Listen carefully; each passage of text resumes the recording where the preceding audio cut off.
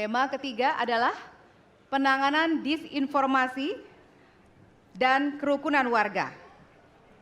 Baik, kami persilakan untuk selanjutnya kepada panelis Bapak Hairul Fahmi untuk mengambil pertanyaan di fishbowl.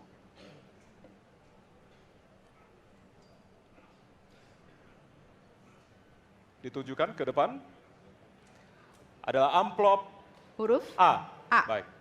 Amplop A untuk penanganan disinformasi dan kerukunan warga. Baik, pertanyaan untuk calon presiden nomor urut 1 adalah tema penanganan disinformasi dan kerukunan warga, huruf A. Kita lihat bersama, masih disegel, kita akan buka bersama.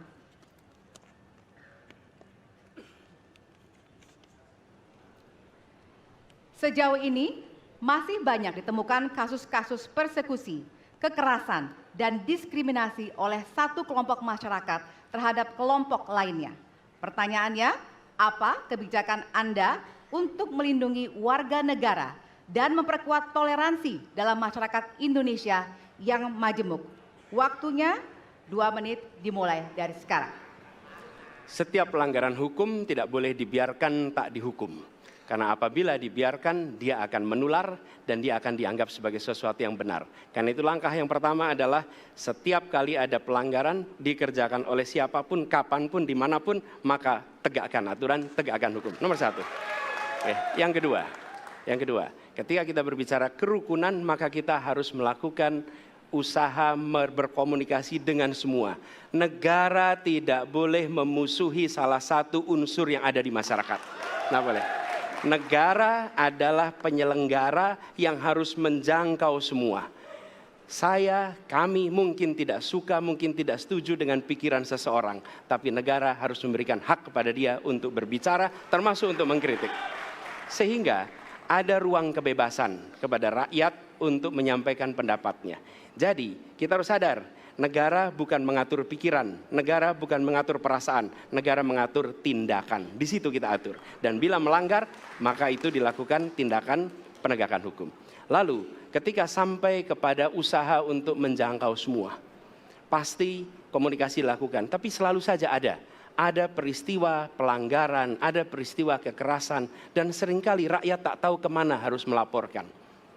Dan ketika mereka berhadapan dengan pihak lain, seringkali mereka membutuhkan bantuan hukum. Karena mereka berhadapan dengan berbagai unsur yang ada di masyarakat. Karena itu kami merencanakan membuat sebuah program yang disebut sebagai online untuk pelayanan pengacara gratis. Jadi ini adalah online pelayanan gratis.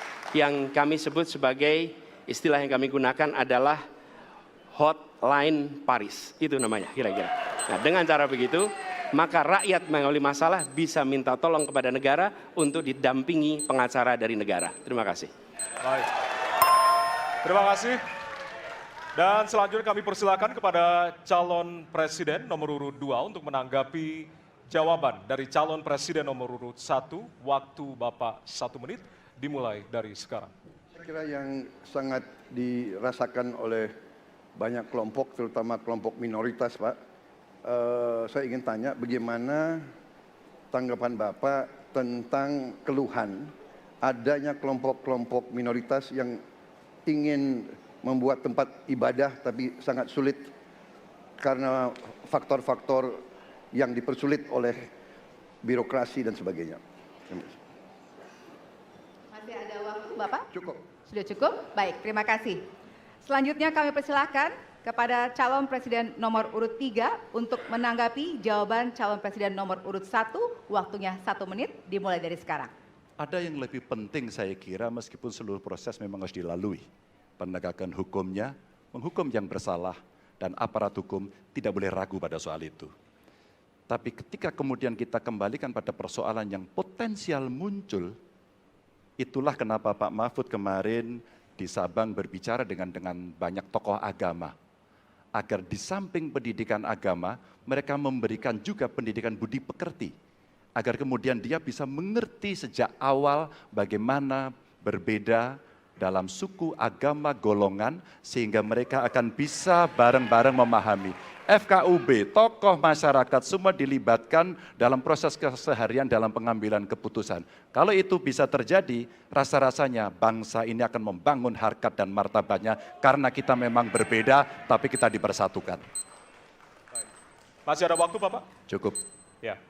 Dan selanjutnya, kami persilakan kepada calon presiden nomor urut 1 untuk merespon tanggapan dari kedua calon presiden lainnya, dan waktu Bapak 1 menit dimulai dari sekarang. Terima kasih. Pak Prabowo, perlu kami sampaikan bahwa ketika kami bertugas di Jakarta, maka ada begitu banyak izin-izin gereja yang mandek 30 tahun, 40 tahun, dan tuntas dibereskan. Oke?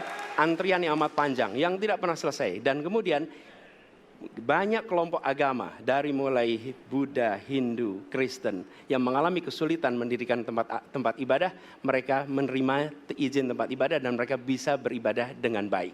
Dan kalau boleh saya laporkan, dalam sejarah Gubernur Jakarta yang paling banyak memberikan izin rumah ibadah adalah Gubernur Anies Baswedan.